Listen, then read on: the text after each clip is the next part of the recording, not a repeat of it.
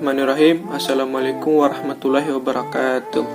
Baiklah, saya mahasiswa dari Universitas Negeri Rizky Makassar dengan jurusan S1 Ilmu Keperawatan. Baiklah, di sini saya diberikan tugas tentang analisis sintesis tindakan. Tanpa berlama-lama lagi, saya langsung ke pembahasannya.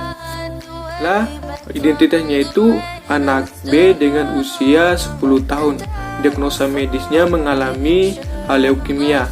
Dalam kriteria, yang pertama itu risiko terhadap cedera atau pendarahan berhubungan dengan penurunan jumlah trombosit. Terus dalam data subjeknya, yang pertama itu klien memiliki riwayat epiteksis. Setelah itu di data objektifnya, yang pertama klien tanpa pucat, yang kedua klien tanpa lemah, yang ketiga kulit klien tampak kering, yang keempat bibir klien tampak kering dan pecah.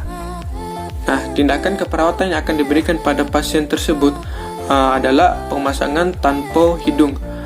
Definisi dari pemasangan tanpa hidung itu sendiri adalah memasukkan tanpa pada rongga hidung untuk menghentikan pendarahan pada dalam rongga hidung tersebut.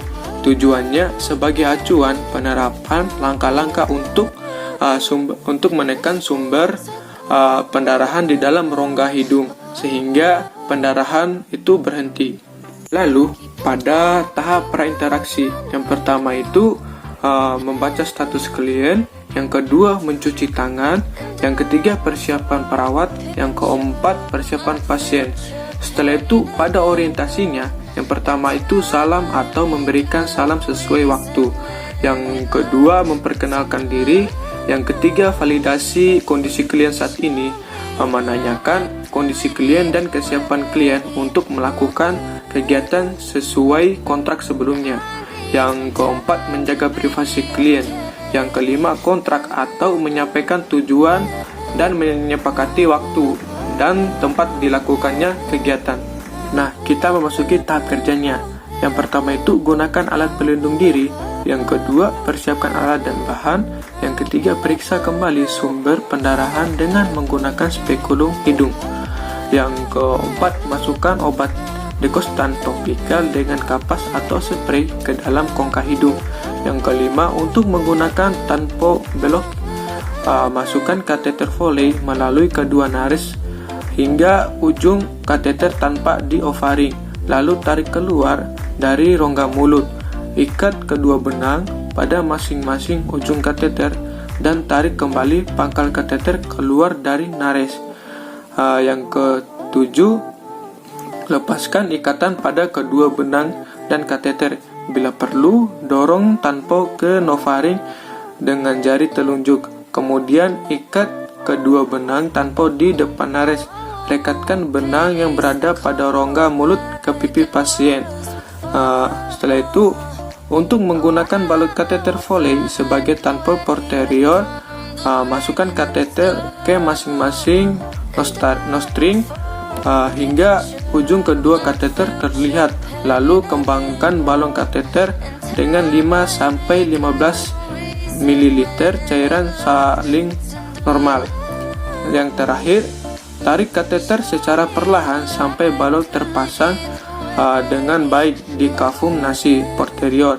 Kemudian fiksasi pangkal kateter di depan nares dengan umbilical clamping 1,5 sampai 8, yaitu dalam tahap terminasi. Yang pertama itu evaluasi hasil.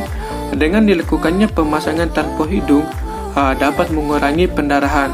Setelah itu kontraknya, dalam kontrak tersebut kontrak topik, waktu, tempat untuk kegiatan selanjutnya. Setelah itu dasar pemikirannya, pasien NB tanpa pucat, tanpa lemah, kulit tanpa kering sehingga pasien mengalami epitaksis. Pemasangan tanpa hidung bertujuan untuk menekan sumber pendarahan di dalam rongga hidung sehingga pendarahannya itu berhenti. Setelah itu prinsip tindakan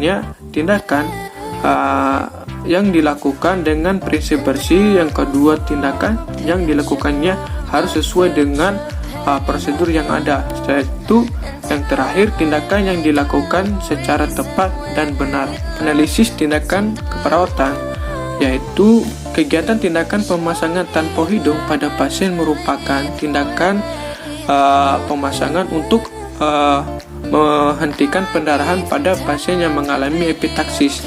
Setelah itu, bahaya yang dapat terjadi, yaitu pemasangan tanpa hidung dapat menjadikan rongga hidung dan sekitarnya rentan terkena infeksi lokal dan sinustis. Pemasangan tanpa hidung dikaitkan dengan peningkatan risiko kolonisasi Streptococcus aureus yang menghasilkan Toxosis sindromen Toxis 1. Baiklah, itulah analisis sintesis tindakan yang telah saya paparkan. Sekian dari pembahasan saya. Wabillahi taufiq wal hidayah. Wassalamualaikum warahmatullahi wabarakatuh.